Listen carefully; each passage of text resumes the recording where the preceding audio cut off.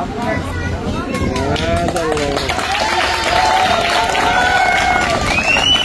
কোনো রাজনীতিবিদের বক্তৃতা শেষে জনসমাবেশের হাততালি নয়। চলেন গল্পটা শুরু করি। দেখতে পাচ্ছেন স্ক্রিনে আমাদের গাড়ি বাজার বিডি দুর্জয় মাউন ভাই কিছু একটা কাউকে খেতে দিচ্ছে।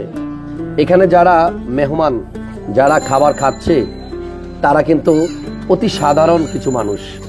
আপনারা দেখতে পাচ্ছেন এখানে কোনো চেয়ার নাই, নাই কোনো টেবিল।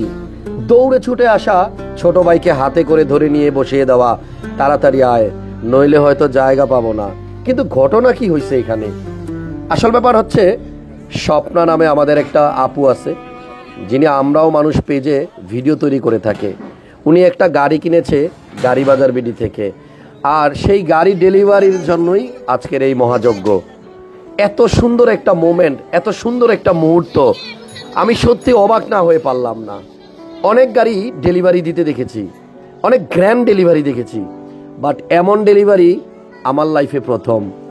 এভাবেও গাড়ি ডেলিভারি দেওয়া যায়, এভাবেও একটা মানুষের স্বপ্ন পূরণের সাক্ষী সবাইকে রাখা যায়, আমার জানা ছিল না। আমার জীবনের দেখা সেরা মুহূর্ত এটা। এই যে প্রতিটা মানুষ এখানে খাবারের জন্য বসে আছে, তাদের স্বপ্ন হয়তো একবেলা একটু ভালো খাওয়া, কিন্তু আমাদের স্বপ্নগুলো অনেক বড়, আকাশচুম্বী। আমাদের স্বপ্নগুলো আমরা অনেক সময় ছুঁতে পারি, বাট এদের স্বপ্নগুলো এরা সব সময় ছুঁতে পারে না।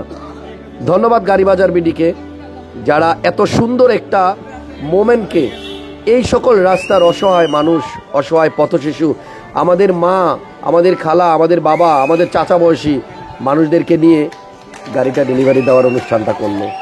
আমি ব্যাড লাক যে আমি এই অনুষ্ঠানে থাকতে পারলাম না। নিজেকে খুব অসহায় মনে হচ্ছে, নিজেকে খুব নিরীহ মনে হচ্ছে। আমরা আসলে আমাদের স্বপ্নগুলো এভাবেই যেন সবাই পূরণ করি। ভালো থাকুক গাড়ি বাজার বিডি, ভালো থাকুক স্বপ্না আপু, ভালো থাকুক এই অনুষ্ঠানে আসা সকল মেহমানেরা। আমার লাইফে দেখা শ্রেষ্ঠ গাড়ি ডেলিভারি।